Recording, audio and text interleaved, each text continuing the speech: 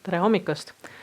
Ma toetan Kristit täna sellise mõttega ka, et ka PISA eile avaldati ilusad tulemused ja siis Eesti lapsed on tegelikult esimesed, kes netti ja tehnika juurde lastakse üle maailma.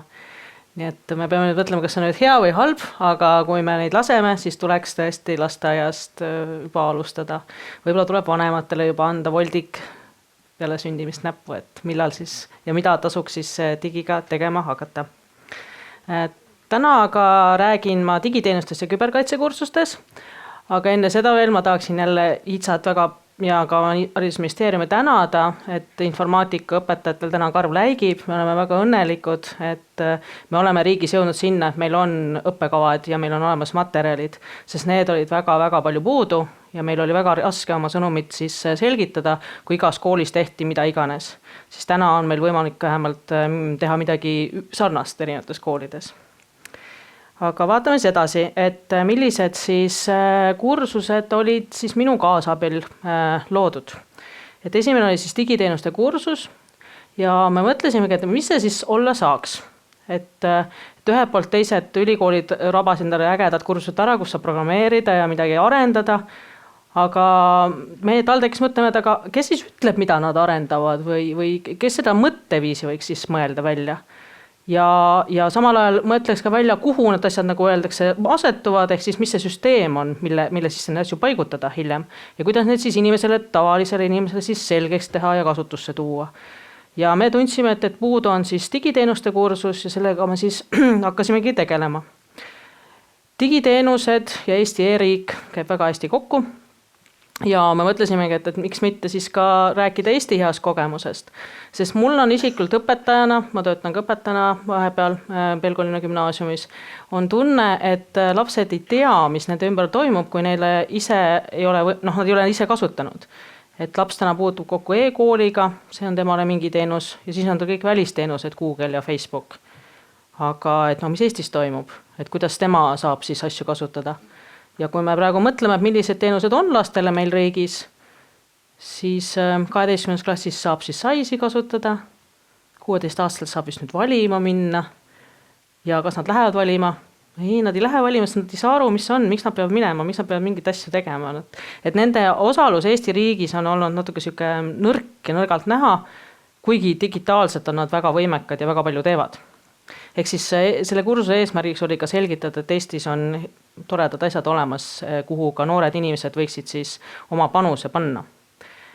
Ja et nad ainult ei mõtleks asjade üle, et mis see võiks olla ja kuidas projektijuhti mängida, siis me palusime, et nad realiseerivad mõne süsteemse lahenduse ära. Ja kui me mõtleme seda pilootkoolide kogemust antud kursusega, siis kõik esimesed moodulid, ehk siis riik, teenuse juhtimine, turvalisus ja kvaliteet, isegi kasutajate haldamine oli neil lihtne. Aga kui me hakkasime päriselt servereid installima, Linuxit vaatama või veebiserverit üles panema, siis jookseb koolidel natuke juhe kokku, sest nad on ise ka seal kokku puutunud. Sest täna on ka kooliveebid kolinud Facebooki. Ja võib-olla koolis ei olegi oma serverit enam, see on kõik teenusena sisse ostetud.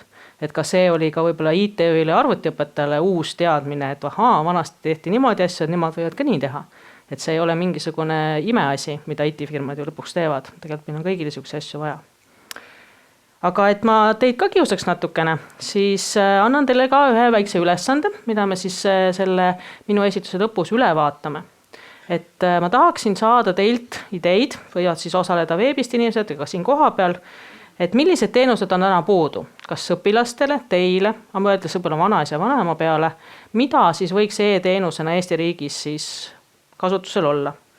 Et mina ise tunnen näiteks puudu sellest, et praegu on tulemas jõulud, tahaks shopata, tahaks õudselt osta kingitusi ja on erinevaid e-poode, mõned on turvalised, mõned ei ole nii väga turvalised.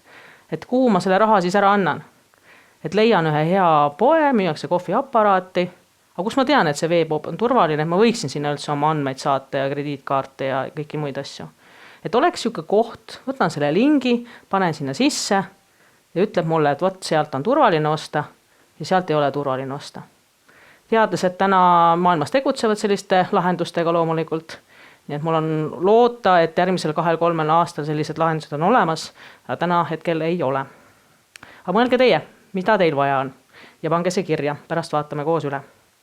Aga kuidas üldse asi alguse sai Eesti riigiga, on siin üks väga vahva video.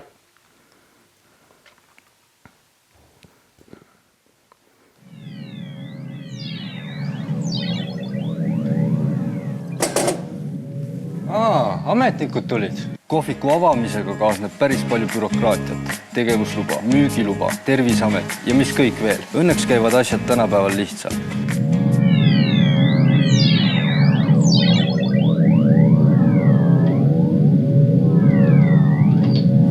Aga elu pole alati hea olnud. Mu isa rääkis mulle, et kui tema omal ajal kohvikut avas, tuli tal mägede kaupa dokumentidest läbi närida.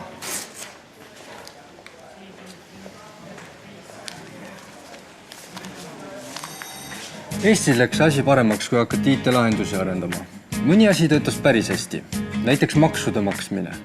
Aga mõnikord... Ja valesti arendatud IT-lahendused tekitavad hoopis sekeldusi juurde. Aga õnneks minu isa püsivaid tervisekahjustusi ei saanud. Sealt ta tulebki. Nutikalt lahendatud bürokraatia toimib tänapäeval nähtamatult. Andmed pean sisestama ainult ühe korra, arvutid liigutavad omavahel infot ja mul on vaja lihtsalt allkirja anda. Nii on minul lihtsam ja ametnikul ka lihtsam. Ja näe, ametnikul on aega isegi kohvikus käia.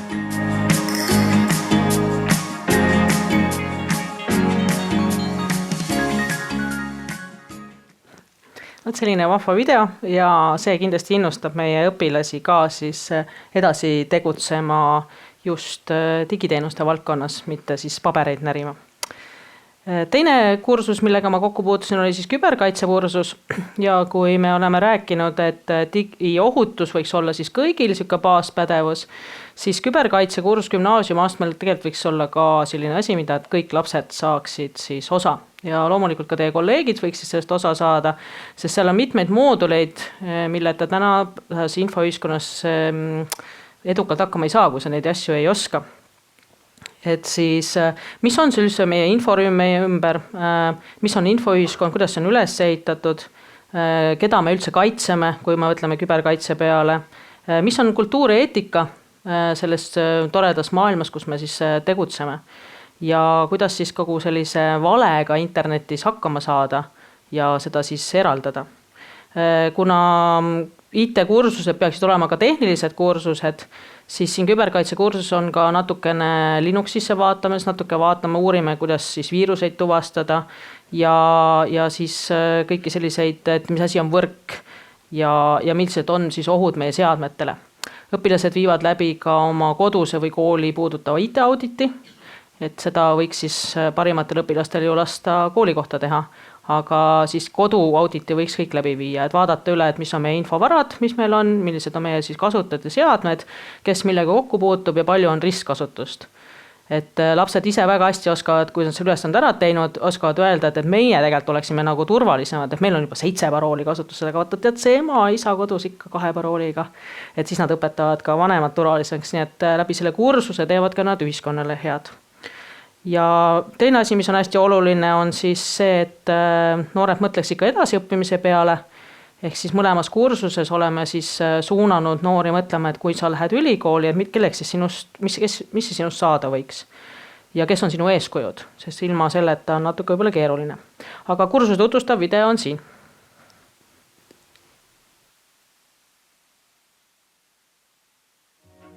Tere, mina olen Krista Mulenov, Eesti NATO ühingu juhatuse esimees ja küberkaitse digiõpiku projektijuht.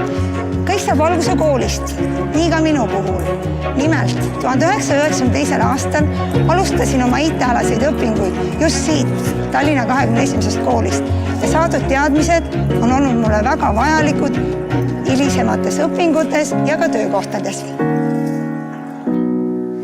Tere, mina olen Mirel Merirand. Mis on küber? Tihti jääb see mõiste arusaamatuks ja arvatakse, et mind see ei puuduta. Kuid kui sul on Smart ID, sul on internetipank, kui sul on kodus seadmed, mis töötavad läbi võrgu, siis see juba puudutabki siin. Mis mõttes? Jälle?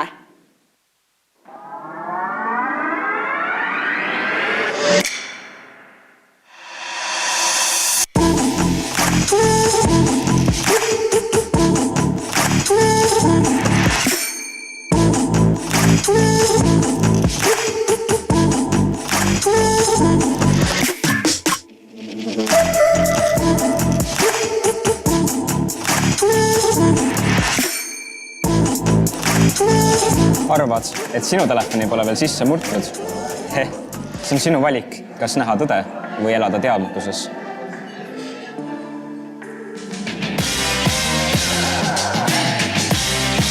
Küberturvalisuse valdkond muutub aasta-aastat üha järjest tähtsamaks. Üha enam andmelekkeid tuleb avalikuks ning inimeste privaatsed isikuandmed lekivad internetti. Ma siiski arvan, et on andmeid, mis võiks jääda meie endi kontrolli alla. Seepärast olen valinud valdkonna, mis võimaldab mind täiendada pidevalt IT-alaselt ning teha ratsionaalseid otsuseid küberruumis. Erinevad võistlused on justkui seigad ulmefilmidest, kus tuleb kiiresti arvuti ära häkkida, kellegi andmed ära varastada või matemaatiline probleem ära lahendada. Tulevik on arvutid. Arvutid on inimeste loogika, mis sageli eksib. Meie töö on leida see loogika viga ning parandada see enne, kui see kurjategijate poolt rahaks tehakse.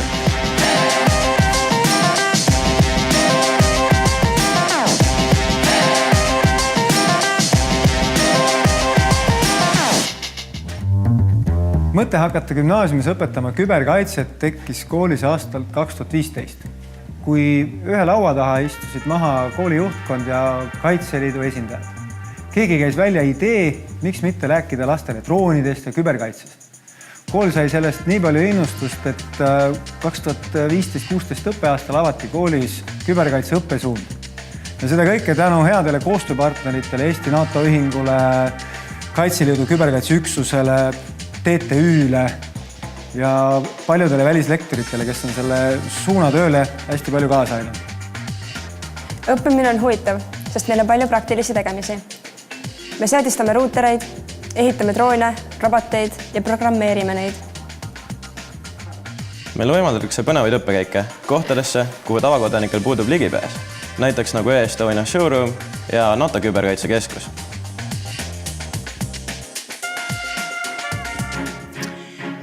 Õppides küberkaitset avanevad sul uued võimalused ja tulevikutöökohad. Nimelt lähiaastatel on loomisel üle 3,5 miljoni töökoha üle maailma, mis kõik on seotud küberkaitse valdkonnaga. Nii et vali gümnaasiumis küberkaitse valikkursus ja saa osa põnevast innovaatilisest elust.